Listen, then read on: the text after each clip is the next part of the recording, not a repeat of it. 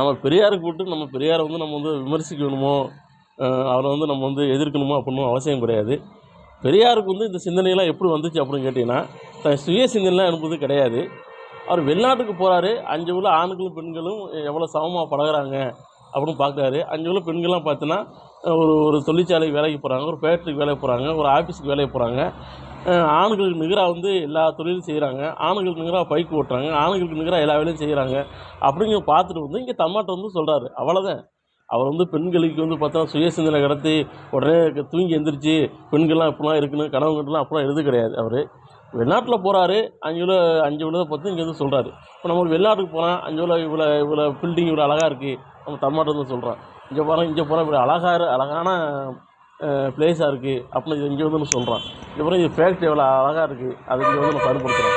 அங்கே உள்ள ஒரு எலக்ட்ரானிக்ஸ் ஐட்டத்தை கொண்டு வந்து இங்கே வந்து நம்ம பயன்படுத்துகிறோம். அங்கே உள்ள ஒரு ஒரு ஏதோ ஒன்று அங்கே உள்ள ஒரு ஏதோ நமக்கு பிடிச்சிருந்துச்சு அதை வந்து இங்கே வந்து பயன்படுத்தலாம். தமிழ்நாட்டில் கிடையாது வந்து பயன்படுத்துகிறோம். அப்போ ஒரு வெளிநாட்டில் போய் அது எப்படி இருக்குன்னு சொல்லிட்டு இங்கே வந்து சொன்னால் தவிர அவருக்குன்னு சுய சிந்தனை அப்படிலாம் ஒன்றுமே கிடையாது.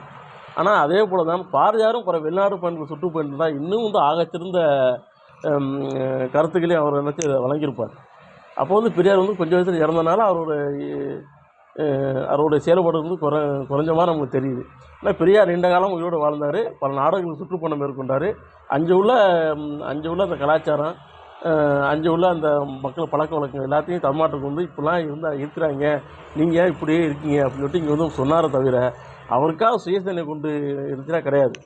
இன்னும் நான் அதுக்கு சொல்கிறேன் அப்படின்னு கேட்டிங்கன்னா, 1600 வாக்கில் வந்து ஆங்கிலேயர்கள் வந்து இந்தியாவுக்கு ஆட்சி வரும்போதே இங்கிலாந்தில் வந்து ஒரு ராணி இருக்காங்க, எலிசபெத் ராணி. அப்போ 1600 காலகட்டத்தில் இங்கிலாந்தில் ஒரு எலிசபெத் ராணி ஒரு பெண் வந்து அங்கே வந்து அரசியாக முடிச்சுட்டப்பட்டிருக்கான்னு நமக்கு தெரிய வருது. சரியா? அப்போ 1600 வாக்கில் ஒரு நாட்டில் வந்து ஒரு பெண்கள் வந்து அரசியாக தேர்ந்தெடுக்கப்பட்டதன் காரணமாக அப்போ உலக நாட்டில் ஒரு பெண் வந்து ஒரு அரசியாக தேர்ந்தெடுக்கான்னு சொல்லிட்டு இங்கே வந்து இந்தியாவில் வந்து பேசிக்கொள்ளாகுது.